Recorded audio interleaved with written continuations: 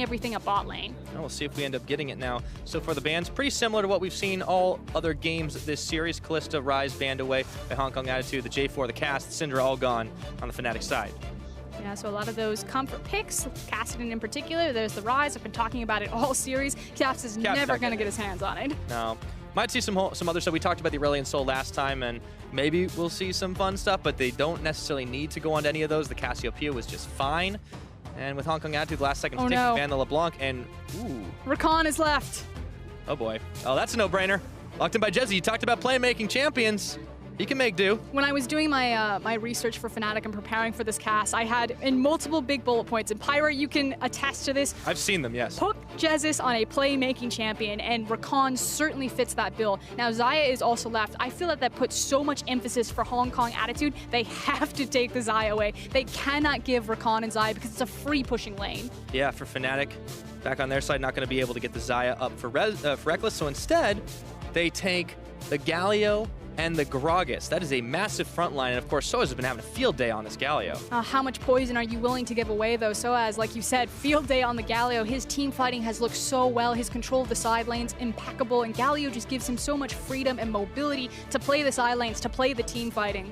And so far, the playmaking champions that Fnatic have, they have their primary playmaker armed to the teeth with Rakan, and they have their secondary guy in sOAZ with the Galio. And they're confident no matter how many bans get thrown the way, and Rekkles is going to be completely fine. In fact, he won't even have to deal with any bans his way.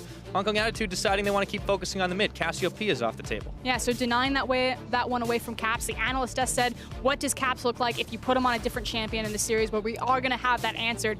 Oh, the Aurelion Sol, not banned. We've seen it banned throughout the planes, you know, kind of second rotation. Kind of... Don't want to deal with it, maybe? The little voice in the back of everyone's head. Guys, he plays Aurelion Sol. What does this champion do? He definitely plays a lot of things. Maybe he'll get his chance on it. Day in the sunlight, or in the starlight, as it were. Shen's banned away, of course, by Fnatic now. Don't want to allow the matching of pressure up there. But I do want to quickly redirect attention back to the Janna. So I talked about all of the engage tools that Fnatic have. That means that Kaiwing's job is so much more important. He needs to be on point with this disengage if his team are going to survive the initial playmaking potential from Fnatic. But talking about playmaking as well, they got themselves the Cho'Gath. That's one of those champions we've seen do really incredible things the later the game goes. And now ball's back in Fnatic's court to round out their composition. They still need an AD carry. They still need a mid laner. Those questions that are burning will be answered. And Rekkles locks in Sivir. Okay, so the Sivir special there, it's just a Sivir composition. It's got super hard engage, the ability to run full steam ahead, and he did have the option of going towards the Tristana, which is normally the play that AD carries will make here into Xayah. For Fnatic, they still want to look for a mid lane. Now, what's going to synergize with this one to move real fast, straight at the enemy's face? Well, maybe just have a little bit more pressure in all side lanes. We talked about the Aurelion Sol, but this is another one that can get in every lane, everywhere. It's the Taliyah coming out for Caps. And now look at all of this roaming potential. If Fnatic ever catch you out of position, as soon as these towers start falling down, Hong Kong Attitude cannot slip up anywhere. They will instantly be collapsed upon, either a wall coming through and on the hunt of the entire team rushing through, or a massive cannonball entrance from Galio. Well, Hong Kong Attitude certainly have their work cut out for them if they want to try to snowball those lanes. Last couple of seconds ticking down, and it looks like the carry in the mid of choice is going to be the Vladimir for Mission. So no one can stop Mission this time around. He has the ability to hyperscale into late game, and he has free access into the bottom line, or excuse me, into the back line. There's pretty much nothing you can do to stop a Vladimir with Protobelt from getting back there and just causing havoc for your carries. Well, if they can kill him first, Fnatic won't have too much trouble wrecking right on through it. And very mobile composition, as you pointed out. We'll see what they can do in the laning phase. We'll see what they can do beyond. But for Fnatic, sitting pretty at 2-0, looking forward to sweeping their way into the group stages here at Worlds. Hong Kong Attitude on the back foot, making changes, putting in Gemini, and he's on the Sejuani, a champion he's not won on in the summer. Yeah, and I do want to kind of talk about some sort of gimmick principles of HKA's composition. I actually see this composition quite frequently in the LPL, and what they like to do is when they get control around the Baron pit, they use the Cho'Gath to secure, obviously the Feast just as competent as the Smite in securing it, but they use the Janna in particular as a disengage option. So they use Janna to create space and just afford that the Cho'Gath is uncontested in the Feast Smite battle off. Well, if they're able to get to the point where they can start pulling those off, we'll see. So far, HKA have had some real trouble just maintaining up against the likes of Fnatic the last time around, falling behind very early. But in game number one, pulling off their signature early 15 minutes and pre-15 minutes domination. We'll see if that continues this time around, or if Fnatic are going to put this one away nice and quick. crescendoing their run into the group stages here at Worlds. For Fnatic, very important to try and prove that as a third seed in Europe, they too can be dominating and deserve their spot at the group stages. For Hong Kong Attitude, they just need to hang on and force a game number 4. We'll find out as it all goes down right here on Summoner's Rift. And at the beginning of the day, we brought up this idea of expectations. Coming into this series, both Fnatic and Hong Kong Attitude stumbled. It wasn't the dominant performance that a lot of the community, a lot of the fans expected from the third seeds from these power regions. And it's, expectations for Fnatic. They lost out to Misfits. They didn't get that second seed. They didn't take first seed from Europe. LMS, HKA, they come in, they scrape in just before the finish line and say that they're the second strongest seed. And now mission caught out and Burning Flash. Yep, just trying to get the ward down, but the Fnatic gank squad was strong. This is one of those things you can afford to do when you find yourselves up a couple of wins. Just go for a little bit of a cheeky early play. Burning that flash might mean maybe this is the time we see the early gank out of Broxah. It is still fairly difficult to lock down the Vladimir, however, has a ton of safety in that lane, and he's probably going to be pushed forward. Taliyah likes to get as much ground for worked ground as possible, so pushing forward in the lane really helps her. Can cheat off some pretty early backs or can cheat off some pretty early roams. The Fofo special in the LMS is actually the level 2 Taliyah gank roam, so we'll see if Caps has been paying attention. Does it on Aurelion Sol, why not on Taliyah? Definitely a champ he's pretty comfortable around. Not quite the same amount of damage, but just fine. Starting things off in the laning phase with that flash already blown. A couple of pings flying for Fnatic down bot. And that is something that I really love. I loved watching the Aurelion Sol series from Fnatic because again, the fact that Caps is able to absorb so much and get so little in return from his team, when he is on a heavy roam champion like that Aurelion Sol, like the Taliyah in this case, just the impact that he can make around the map with very early roam rotations. And he's going to have the room to make that type of impact because Vladimir is not going to contest him in these early levels to keep him locked in lane. So they've got themselves a lot of breathing room to try and work with. Now, sOAZ is a little bit low up in the top side up against Riris here. He should be perfectly fine once the mini wave starts going his way. Riris trying to guard it away and deny him any farm he possibly can. See how this bottom lane's going to turn out now that Jesiz has the playmaking potential. It's about how he's going to play around that shield cooldown. Although I always say that about Janna, and it feels like she always has shield 100% up 100% of the time. Yeah, no cooldown whatsoever. Keep Unified nice and healthy. Now, Unified has definitely been able to do quite a lot this series. Here's that level 2 gank. Broxah looking to go in, gets the buff off straight into the rocks. Mission gonna get the ghost on. It's only level 2. He's not at pool. I don't think so. Getting shoved back on, and it's a flash forward for first blood to Broxah. Ooh, frank disrespect for Mission. He should have known better. He had a target on his back as soon as he had his flash burn. He should have been fully aware that it was possible that a gank would happen, and he made a couple of key errors. A, didn't have the pool or didn't pool, wasn't able to walk away, and B, wasn't playing towards the top side as now Caps caught. Yeah, he might be in trouble, but he does have that cleanse. Uses it, turning around on Gemini as Broxah, and Caps chucks a rock at the back of his head. Clears down yet another kill. This is already starting off great for Fnatic. Yeah, and they're rushing up top lane. They're just going to take the 2 free kills, and now they're looking at Cho'Gath. Oh, Riris has to know something's going down. Oh, no. Moving into the river. Oh, no, he doesn't. They're hanging out in the tri-brush and might get baited in. False sense of security for the little Cho'Gath. Just as punchy and shield of Durand is going to get the taunt off. And in comes Caps and Broxah. Hello and goodbye. Barrel's coming out, and that's going to be Caps picking up his second kill of the game. And suddenly, Fnatic, 3 minutes in the game, are 3-0. 100% kill participation on Caps. I feel like I've seen this exact game before. This time we get the gank. Level 2. Broxah coming in onto Mission. No pool available. He does get the ghost, but then shoved right back in. Come on in here. Flashing for the auto. And then it just gets worse because Sejuani's going to peek her head and feels like she's found Caps alone and on his own, but Broxah to the rescue is making the back into the lane, decides to walk over, and suddenly Taliyah is running around with double buff. Oh boy. Oh dear indeed. And to add insult to injury, the fail flash. That's a long replay. It just keeps going. HKA just have to relive all 3 of their lanes pretty much collapsing. A little unfortunate right now for Hong Kong Attitude. That's definitely not how you want to start the turnaround. The one nice thing here is that Riris understood that he was 100% dead and didn't bother to burn his flash, so he at least still has that to his name. Yeah, that is definitely different. So, and this Cho'Gath is still going to have a great time once it hits the late game, but the way Fnatic are rolling forward right now with 1,000 gold in the lead, Broxah is unleashed, going up towards the top. He might find out this Sejuani in the brush. But he's also bringing Taliyah. Yep, Caps is already there. This is that hyper mobility, forcing the Arctic Assault out. Gemini has almost no mana left. Now Riris is isolated. Shield of Durand flashing forward. shove is going to force him to flash back away, and sOAZ tanks tower shots. And there's the flash that saved his life. So because Riris didn't panic use it when he was ganked initially, he's able to save his life there and eat up some attention from Fnatic as they collapse top lane. And all that really buys is some CS for Mission.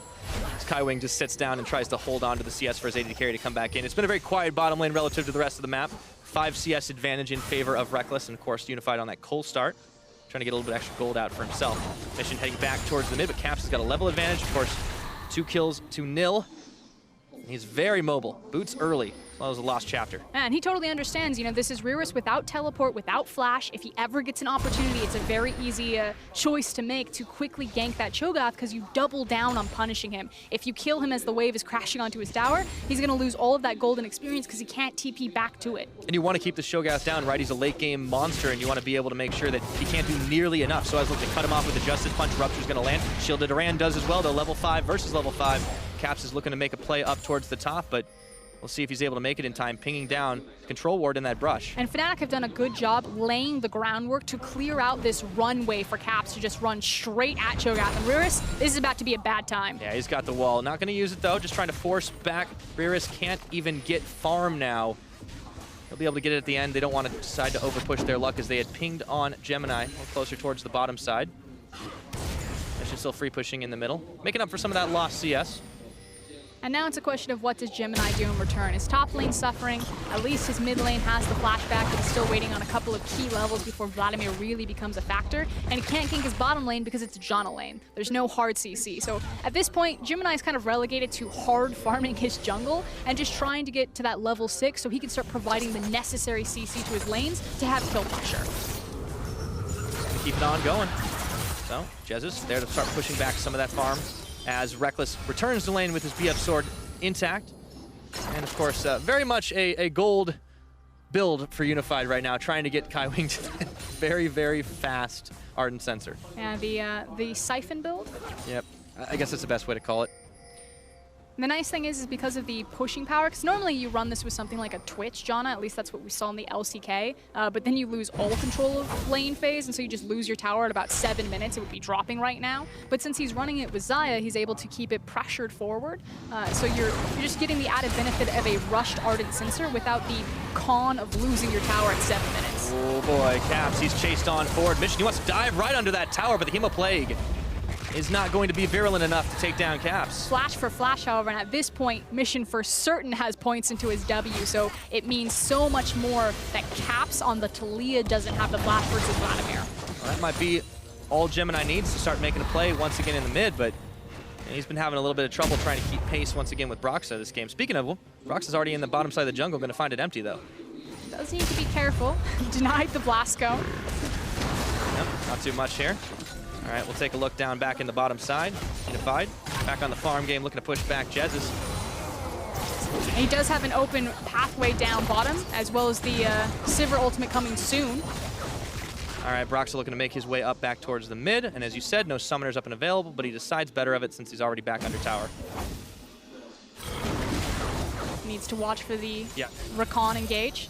Does have ultimate, so we'll have the quickness available to them, but ganking a purple side Janna is really hard. When she's up in this narrow pathway, if you don't bring your mid laner, it's so much easier for him to find correct angles to disengage the tornado. Oh, there we go, the charm, and here comes the wall. Teleport now coming off the backside of it. They've already got the heal down, but Unified is going to fall. Rekkles picking up one. Riris going for the rupture, does not land on to catch, and now Gemini's joined the fray, but it's 3v4 all the same. They keep chucking rocks back and forth. Mission trying to come in for the flank. That's some low Fnatic members. He does not have Hemoplague. Caps, he gets stopped up, and he's able to cleanse outside of the Ice Bowler. Riris, they turn on him, and Broxah throws down the barrel to take him out. Fnatic still trying to hang tough, but it looks like Jesiz is going to get taken out. And the pull down for Mission here. Justice punching forward, looking for the Vladimir Caps. It's going to fall. No! It's Gemini who does. 3-4-1, and Fnatic holding firm. Look to secure tower number 1. They've got 4 members down at the creep wave behind them, and that was the team fight that HK really needed to survive. Either disengage from the tower, let it go, or win the team fight. And now suddenly it is 7-1 in a massive gold favor in Fnatic's favor at 9 minutes in this game. And it just keeps on going forward. Rekkles is going to nearly be able to take this tower out. Should be able to do it with 1 more or 2 more auto attacks. Unified left to clean up the farm. And now Fnatic, they've opened up this bot side of the map, can take dragons if they want it, can just keep pushing further and denying Hong Kong attitude. I mean, the fact of the matter is that it's a Cloud Drake. The Rift Herald is going to be spawning soon, so it's much more important to play around the top side of the map in terms of objective priority, but let's take another look at that. The key thing is the fact that Janna is not level 6 yet, so doesn't have the Monsoon. I talked about how it's still very difficult to gank red side Janna because her Tornado and her Monsoon covers so much more surface area when she's trapped on this tiny little narrow runway, but if you don't have Monsoon, it doesn't matter. They pop Unified, mission comes down, but Jesiz gets a sick turnaround play. Yeah, that Battle Dance pretty much doing exactly what he needed it to, and at the end of the day, only one Fnatic member falling. This is what you were talking about a lot earlier in the series about how Fnatic, even when they fall behind, are able to fight it out a little bit better. Well, when they're ahead, you better believe they can do it. Super easy, and Caps is just on fire right now. 4-0-3, again, still 100% kill participation for this game. I believe he was close to 100% in the last game. Oh, yeah. And when you put resources into this guy... When you give him a champion you can do something with. On this Taliyah, he rocks. I'm not even going to give you a laugh. I saw the smile, though. That's good enough for me. I'll give you solid 6 out of 10. All right. Maybe I can do a little bit better. It's not even a passing grade, Pyro. I mean, I think I can do a little bit extra credit. What's Taliyah's favorite restaurant? I don't know. The Hard Rock Cafe. I hate you so much. I could do better than that. But I'll leave it for a little bit later. Fnatic still on a massive gold lead. 3,500 here at 11 minutes into this game. And it looks like they just keep the pressure on in the mid. Mission's going to have to run back, and we've seen what Jesiz can do on this playmaker. Oh boy, Hard Rock Cafe. Oh, it's not going to get any better. What's your favorite movie? No. Rocky. They're looking for a pick here. Yes, they are. Broxah, Jesiz, Caps all moving forward on the hunt. Ultimate. Popped. They've got the wall up. See if they can get Kaiwing and Unified pulling back the blades, and Caps wants to go forward, does get the knockoff onto the Janna, and they combo on in. Hello, goodbye. Kaiwing's taken out in the blink of an eye. Yeah, the CC lock doesn't even get a chance to respond with the Monsoon. The flick up into the quickness, brilliantly played between Caps, and they're not done. Going bowling onto Unified, and they Jesiz. just keep on diving in the back, and down he goes. It's Caps who's responsible for the final hit onto Unified. Gemini realizes there is no way in hell he's going to save this tower, and Fnatic just keep on shoving this wave, looking to take down the inner 12 minutes. And Jesiz just coming up huge on this Rakan. I know it's really been the Cap story, but back-to-back perfect engages right there, setting up his team brilliantly. They make the picks, they take down an inner tower, and like I said, eventually we're going to rotate to the top lane. Eventually we're going to go for this Rift Herald, and it gets that much easier when your creeps have that much control of the bottom side of the map. And it's all about having these key members of Fnatic involved in just about everything. 100% KP, not just for Caps, but also for Broxah. He has been all over this map this game, and it is so nice to see him being a much more active early game presence. I mean, Cap said they were going to show the best version of Fnatic, and I feel like we are getting it because they are just absolutely running over HKA. Yeah, and for Fnatic, this whole turn of events at Worlds so far in the play-in stages has been a story of redemption for this team, showing that maybe they weren't able to do it in the European LCS, stumbling at the finish line and getting knocked out of seed 1 or 2 contention by the likes of Misfits, but having seed number 3, proving that they can still make it all the way to the group stage of Worlds. One more game is all they need to do, and they are well on their way to making it happen. But they still need to look down at HKA on this late game, because Caps, that's going to hurt. Well, if he gets that shutdown, Hemoplague's out, throwing rocks once again, but Caps is able to flash the wall, prevent the finishing blow. Mission's already on that Ghost because Broxah tags his way in once more. But Mission's starting to feel more confidence. He's now level 9, has multiple points into Vladimir, so he's going to start to become a threat. Has the Proto Belt. When this starts grouping up into a 5v5, there are still viable options for HKA to come back into this game. It's not over yet, so Fnatic, keep it tight, keep it clean if you want to make the EU fans hype. And for Hong Kong Attitude, they just need to make sure they can perform in the clutch to get themselves those fights, get themselves some pimps, get themselves back in the gold game. But we need to see this Xayah come online. They're still going for the Siphon build. Yeah, the unfortunate thing is that while the Ardent Sensor is there, and that's certainly going to help, Unified has like the KFC variety bucket of... I don't even know. He's got 2 long swords and a Cole. It's not a good time. Especially not. You don't want Xayah eating chicken. That's like cannibalism. I got dark. Really fast. Rift Herald's going down. Fnatic, they have everything they want right now. And they can use the Rift Herald to break an inner tower. Now, they don't need to use it on this outer. They do have the option, but with a big creep wave and 4 members, and with HKA not in position, they should get it for free. Yeah, nothing HKA can really do to try and push this one back, so another tower is going to fall in favor of Fnatic.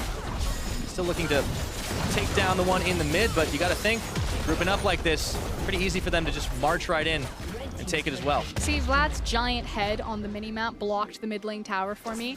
So the cool thing is the Rift Herald can be used to break that, which I love Rift Herald as a mechanic to deny a lot of these infinite wave-clearing mid laners that we've had roaming around League of Legends for so long. It's like, you got your Orianna, you got your Vladimirs, I don't care. This mid lane tower is going down now because I'm going to 5-man mid with Rift Herald.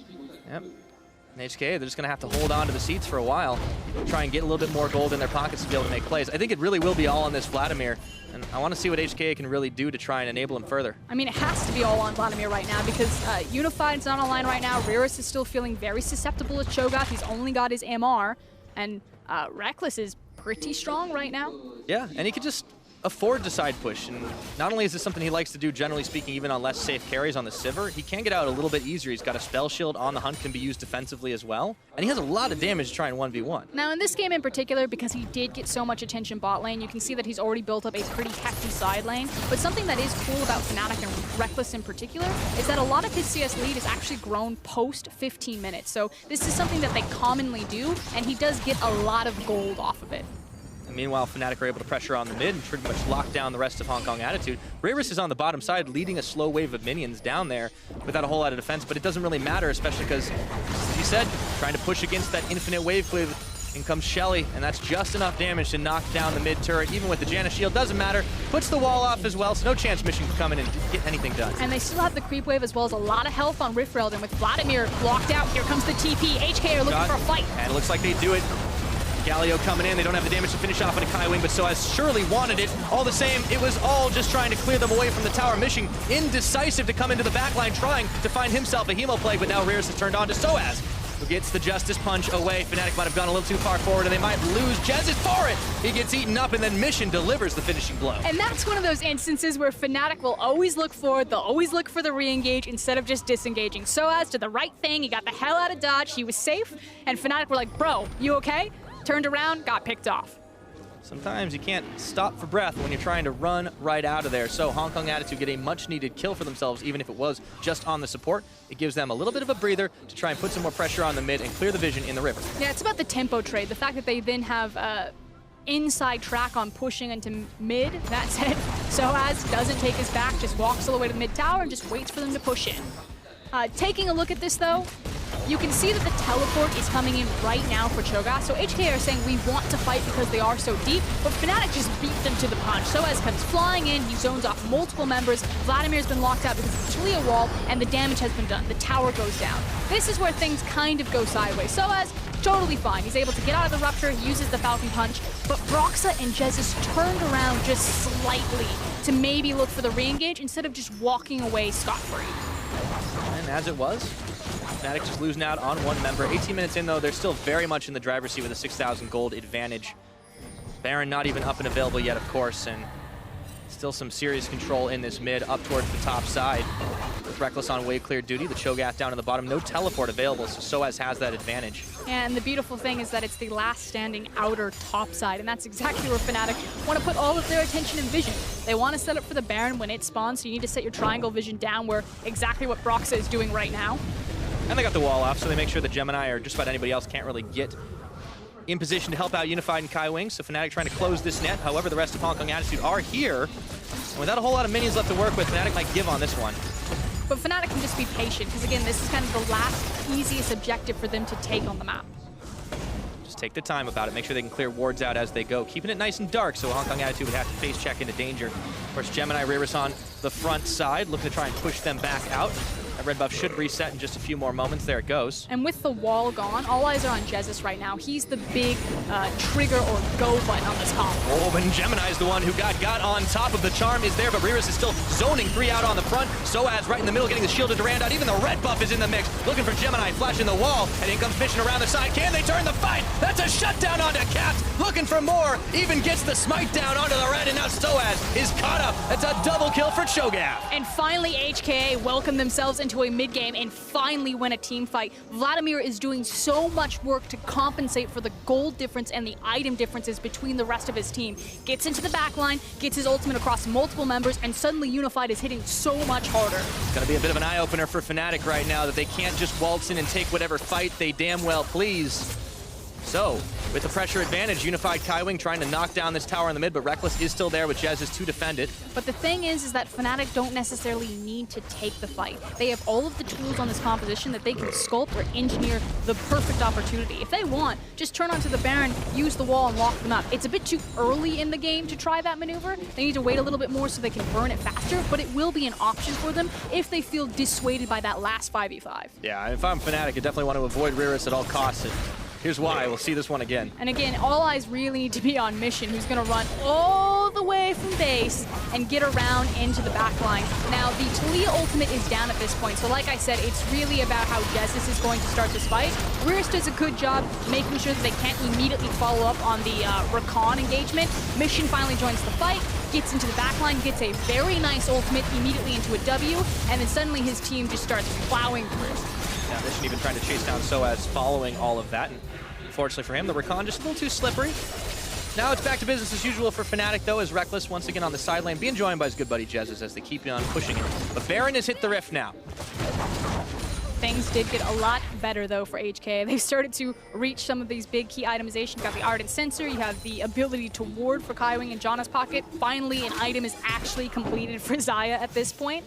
And you now have 2 items in the back pocket for Vladimir. It's not getting any weaker. Mission's starting to have a little bit better of a time. And I'm still looking at Riris, though. That adaptive helm means the AP damage Taliyah can dish. It's not going to be nearly as effective.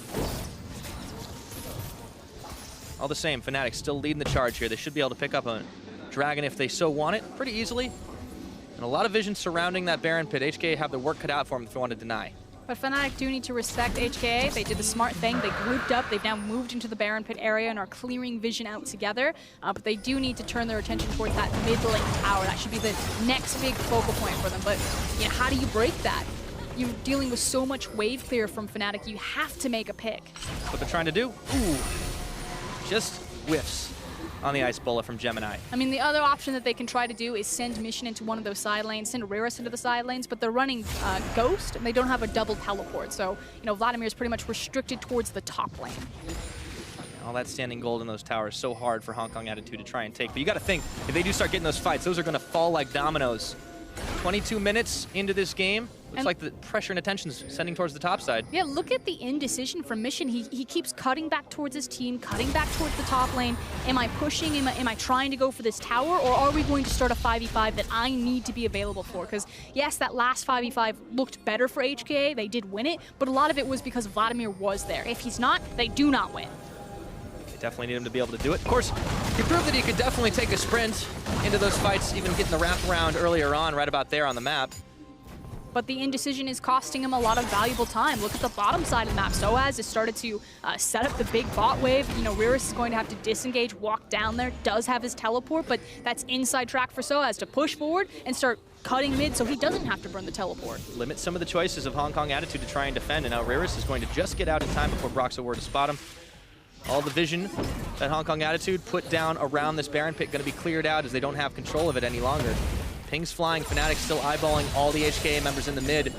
And as soon as the defense gets mounted on the bottom side, they move back up to the top, keep pushing the waves. And this is the thing, HKA are still being really responsive to what Fnatic are doing, and they're not driving tempo. Again, they have, you know, the strong Vladimir in a 1v1 scenario. We've seen him multiple times. He feels super confident to look across from Caps. sOAZ is busy on the bot side, and now there's a pick. Yep, Gemini checking right on in. However, as soon as everyone responds, he is able to just sneak out. The teleport comes in for Riris. Let's see if he's going to be able to turn the fight in favor of Fnatic. They're split off between the two. Cut off, Rekkles, sOAZ. Rekkles is going to have to flash away, but Riris is turning right for him anyways, and they decide, even though the front line's chasing Jesiz, is going to try to keep the defense going, and they're going to be able to take him down. Those spikes looking for even more as Unified finds a kill. Mission falls to Caps right in the middle of it all. Just outside of the main part of the fight, it's still a 1-4-2 in favor of Hong Kong Attitude, and Caps is on the wrong side of this fight. 3v4 on the bottom side, a 2v1 onto the top side. Fnatic won the 2v1 top side, but they lost the 3v4 on the bottom side of that fight, and now Caps in no man's land, just trying to get home. HKA playing catch the caps instead of rushing for the Baron, looking to see if they can get one more pick. Should be able to do it, but gotta be careful. He's still pretty potent on that damage, and this is the cutoff, just looking for him as he flashes away, buying a little bit more time for the team, but the kill is gonna be given over to Unified all the same. That's his second on the game. Now that said, they still have Broxah available. He technically doesn't have Smite, but it doesn't look like HKA are confident enough to immediately turn on the Baron, despite the fact that their jungler's alive and they have Cho. Well, here's the start of the fight once again. Gemini looked like he was caught, but he was able to make his escape with the flash. And again, it's just how this gets so separated. Riris completes the teleport, so this is, you know, a decisive maneuver from HKA to say we are 100% going to fight this, and then it's going to be Mission versus Gragas and Taliyah on the top side, and the rest of HKA that are going to run down Jesiz and Rekkles. And in fact, even though sOAZ is there, it technically turns into kind of a 4v2 because he gets split off from his bottom lane. And sOAZ really can't do much off the back of it either, so at the very least, Fnatic are able to make a catch play, or rather a pick-off onto Mission, and he goes down, but they get a lot more damage onto the rest of the members of Fnatic. You can see the damage being dished out by Rekkles in that hectic fight. And I believe we just saw core items like the Warmogs coming in for Sejuani. Yep, there it is. There we are. Gonna be a lot harder to kill Gemini now.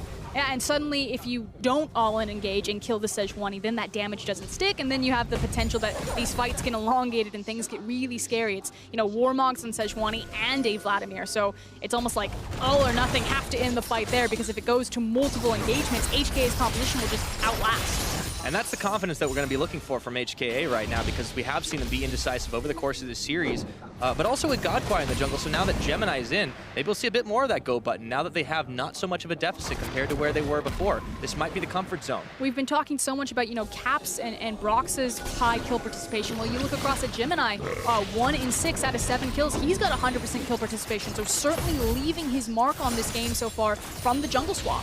Now the game is all about the mid. Looks like they have found sOAZ, however. Caps wants to build the wall and go right in top. They've isolated the Cho'Gath. Mission can't quite get in, but he flashes forward with one-man Hemoplague onto Caps. And it looks like the grand entrance, Hero's entrance, I should say, coming on in, looking for more as he helps defend and push back Hong Kong attitude, but Broxah wants to take another fight, gets knocked sidewave onto Riris, shoved back into the team, two-man taunt goes in, Justice, punch! Does not find any further damage though in Hong Kong attitude. They time to turn on in, looking for sOAZ. Not enough damage to finish him off. No one gunned down. Exactly. None of this damage is sticking. Yes, Riris doesn't have the Warmogs, but Sejuani does. Now, she is blinking red, but eventually she's going to start healing back up. You're dealing with Janna, you're dealing with Morlox, you're dealing with Vladimir.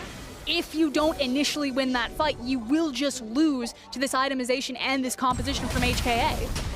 Push Fnatic back, at least forcing Caps. He had not a whole lot of health and definitely no mana. Gives Hong Kong attitude some time to reset, pushing waves. Might give them a chance to start controlling this Baron pit for a change. Definitely need a mortal reminder coming out of Rekkles pretty soon.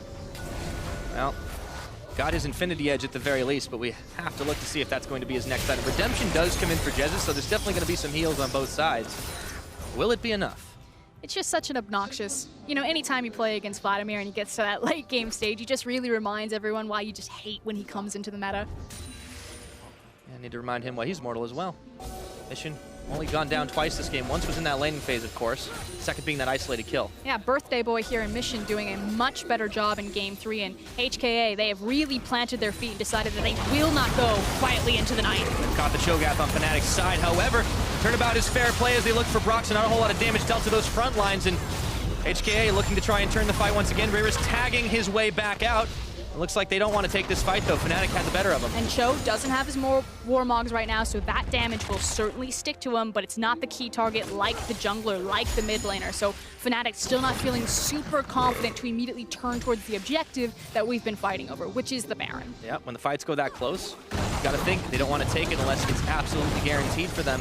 Keep it clinical, keep it clean. However, they do manage to grab a Minor Dragon with the Ocean, so it gives them a little bit of extra regen as well. And more options will start to open up for Fnatic. The teleport's coming back up for sOAZ. You can see it's just about ready for him, so he's going to feel confident now to reach out towards those side lanes and start creating different pressure points to pivot around.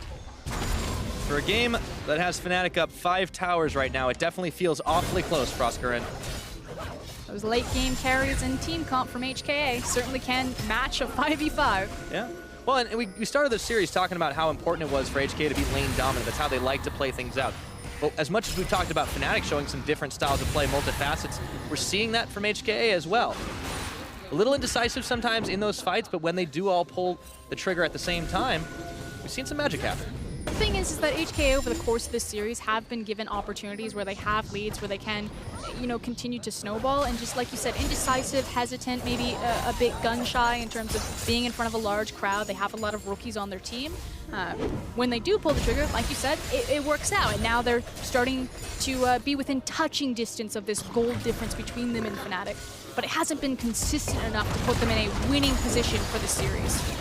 Riris getting caught there, charmed up, Battle Dance knocking him back, and they even throw the barrel out once more. Fnatic really wanted to leave this Cho'Gath off the map, but it's bought just enough time for the rest of Hong Kong Attitude to come through. Down he goes, shutdown mission, looking for the Hemo Plague. He finds it on multiple members, but the Redemption's coming down, and so is the Galio right on top of Jez's mission. Gets the kill, but he's gonna fall for Rekkles, turning it back around, but HKA, they've decided they want to fully commit to this one, as Unified takes down the Galio. Smoke is not clear just yet. That's a shutdown for Caps. And now Gemini being chased back away from his own base. It ends up being a 3-for-2 in Fnatic's favor, but we're not done yet. Gemini trying to bait out Caps. Kaiwing attack his way in, work ground and everything. They're running into Broxah. Oh no, the body slam forces the flash out, insta-tornado. Rekkles still on the chase. Let's see if they're able to find him under tower. He's gonna have to throw one barrel and not say goodbye just yet, as they've brought Caps as well, getting the bop up. Gemini tanking all that damage, and even under the tower, Caps says, that's fine, I can throw a few more stones and get the ace. And Caps is just a beast on this Taliyah right now. He is doing so much work, and it might not be done yet, because here comes Riris. All right, that fight was so long, the teleport came all the way back in, but instead of trying to turn for the fight, immediately just stops, clears away the control ward. Fnatic saw him coming. No, he actually just teleported for that control ward, Pyra. That is a value teleport. I gotta clear it right now.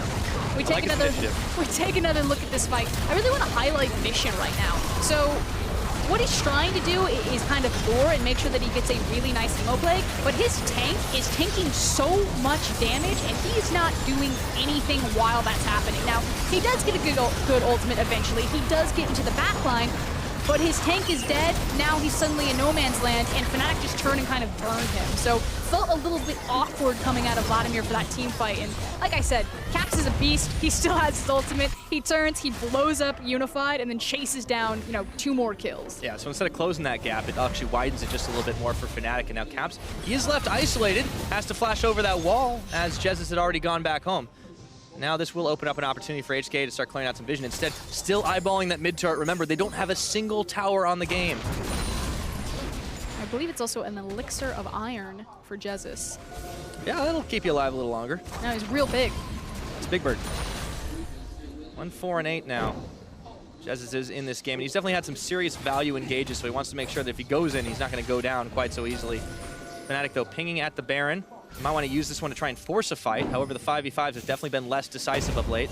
I mean, this has been the same play repeatedly. We've had, what, 4 back-to-back fights in the same area over the same objective, and neither team has really felt confident enough that once they take the fight, that they can get what they came for. And I have a feeling we're going to keep clashing heads here. Well, the Baron dance has many steps.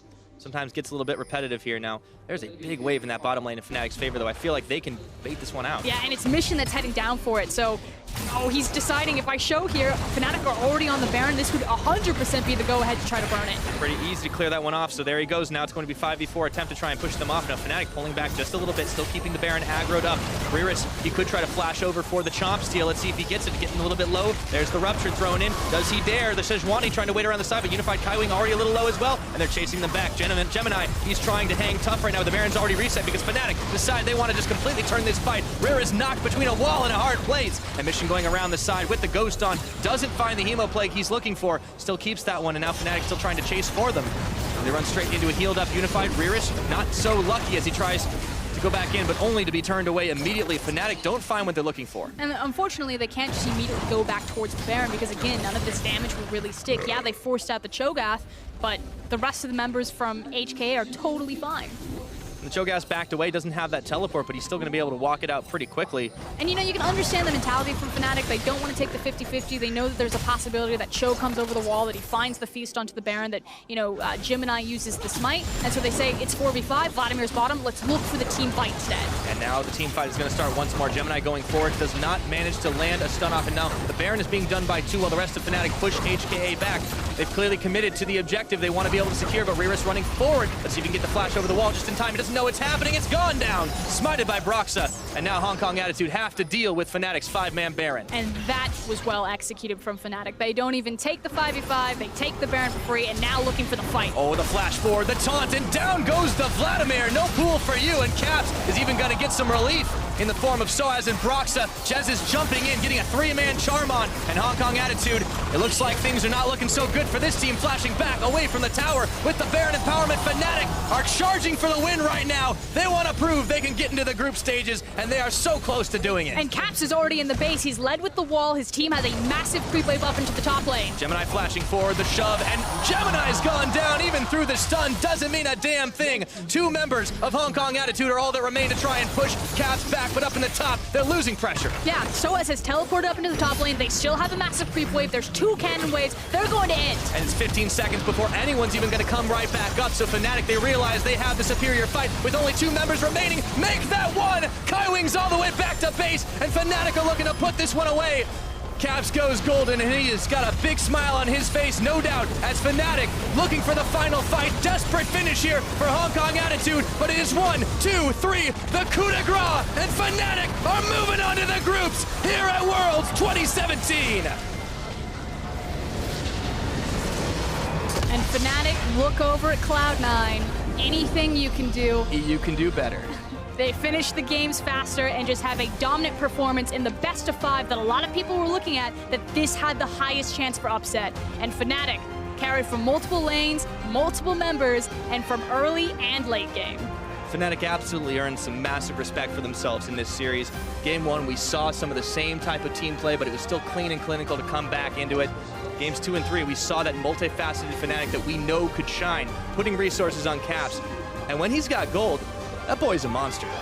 It's not just him. Again, also props to Jesiz. I love watching this guy get a hold of the Rakan, and then all of the advantages that he can buy from Fnatic in these team fights. Engage after engage, how he teamed up with Broxah, how he teamed up with Caps, was a lot of the reason why Fnatic snowballed so heavily.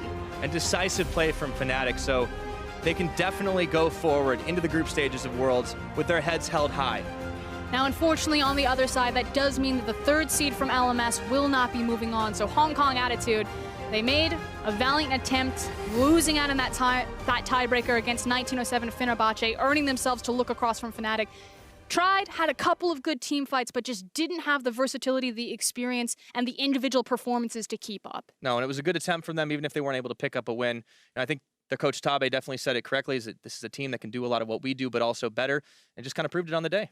Yeah, and it was also about, different goal setting. Coming into 2017, Hong Kong Attitude did not expect to be at Worlds. They were just going to rebuild the roster, completely change. 16 different members came through their doors. It was a miracle run for sure. Exactly, and they were just trying to create the structure for not today, but tomorrow. They got the miracle run, they made it to Worlds, and they did leave their stamp, but unfortunately it ends here. Yep. Now to hear more about how Fnatic clinched their spot in the groups, let's send it back over to the analyst desk. Thank you very much, Pyra. Mark Z had pancakes. Vedius has something no one wants to see. I don't know what to call it. It's the smile, the face of joy, Mark Z. Faster average game time than North America. How does that feel? Pretty good. I wouldn't want to almost lose a game with a 4K gold lead at 10 minutes. That is... Let's not just jump right to 10 minutes. He brought it up. He brought it up. You swing at me, I defend. Let's remember the good times as we bring up our first replay. Let's remember the time before we weren't quite winning a game with a 4K gold lead, because Fnatic, they brought it home in the early game. Yeah, they did. Look at Broxah. He's ganking the mid lane. We had to wait a whole season for this. But this is what can happen when Fnatic invest resources into their other carries. Caps, he went off in this game, and it was great to see that sort of investment into the superstar mid lane. Yeah, just so much early playmaking out of Fnatic here. Caps starts getting caught out of position as he probably just goes to try and get some vision down. Broxah's still around, able to collapse, punishes the substitute jungler as soon as he steps in, and it doesn't end there. No, it does not. They immediately move up to the top. They go for another punish up onto Riris as well. And already, Fnatic, they start the game off with 3 kills under their belt. A double buff onto Caps. You couldn't really ask for anything better. No, I mean... All I'm saying is, It may look a little grim there in the mid game, but Fnatic still bring it home. I don't see any red. Okay, there's a little bit of red at the start. I mostly don't see any red on that graph. I think Fnatic fans can be proud of that performance. Absolutely. I mean, just look at Caps' damage. 43,000 this game. He had like a 12, 2, and 8 scoreline at the end of it, something like that. He absolutely popped off. Was a hard carry even from basically minute 3 and onwards. It was a great showing out of him. Yep. Did feel, though, like a little bit of struggles there that might concern some as we head into the group stage for Fnatic, but I also feel like Hong Kong Attitude were so close so many times to bringing us to a Game 4 across this entire Game 3. Yeah, you have to admit that Fnatic, they took a lot of risky plays in the mid-game. They thought that they were very strong, right? The mentality that they had was, we're definitely stronger than our opposition, was not a false one, but I think they were just too over-eager. They saw plays that they really weren't in a position to take, and I felt like they didn't need to, but they did it anyway. And you have to praise HKA for effectively punishing them for a lot of those greedy moves. Right, a lot of the times the front line went too far forward, back line's left exposed to Mission, who in a couple team fights found good flanks, and that's when it started getting a little scary there for a second, but I don't think the gold lead got closer than, 4, 3,000, something like that. And after that, it felt like Fnatic kind of settled themselves. They went to that Baron buff, started forcing more around there, and then once you were making the enemy come to you as opposed to you just diving crazily far forward, felt like Fnatic closed that pretty cleanly. That's definitely the case. Of course, when you look across the series, though, one man stood out. Someone who definitely deserved a player of the series, none other than Caps in the mid lane. Of course, coming up huge. We already mentioned it. And Game 1, we were questioning. By the end of Game 1, he looked pretty good. Game 2 was the Cap show. And Game 3, it's just the same old story. And it's great to see this guy step up, or rather the team invest to allow this guy to carry, because one of the things that we heard from Rekkles during the regular season after Rift Rivals especially was that I can trust my teammates more. I know that if I allow them to carry, they can be the carries, and it's not on me to try and be that superstar all the time. And this is an example of what happens when Broxah invests time into the mid, when we see the Galio roam down to the bot, because Caps doesn't just sit mid with his lead, he transitions it over to the other side lanes to bring the lead to the rest of the team. That's something I really like to see, is just the different styles, because like you said, first couple games, not a ton of jungle attention from Broxah to his mid lane, and that third game, is when they started bringing resources to him, and in all 3 situations, all 3 games, he really excelled throughout the entire game. I also like the contrast between the 2 teams that have qualified in terms of Jensen, the guy who they play around mid for, and Caps, the guy who leaves mid to play around other people. Really interesting to see how those teams are going to function on the world stage. But to hear more about that Fnatic win, let's send it over to Fish, who's standing by for an interview with the victorious support. Hey guys, I'm standing here with Fnatic support Jesiz after their 3-0 victory over Hong Kong Attitude. I mean, the group stages for you guys was a little bit rough, but this was a one-sided affair. Did you expect that? And what did you expect coming in against HKA today? I think group stage, personally, I felt like I played pretty solid. I think the only reason why it was a bit rough for the team was, I mean, we have a few rookies that, haven't played on an international stage other than Rift Rivals, I guess. So they were a bit shaky, like, mentally. But I felt like here against HKA, both of them picked it up like crazy. They carried me and Rekkles really hard, especially me. I felt like at least the third game, that was like my worst performance of my life. And I don't know, I had to like start doing deep breathing, because like in the middle of the game, I was like, oh man, I'm playing so bad. I have to mentally reset. But yeah, overall, I'm really happy that we made it.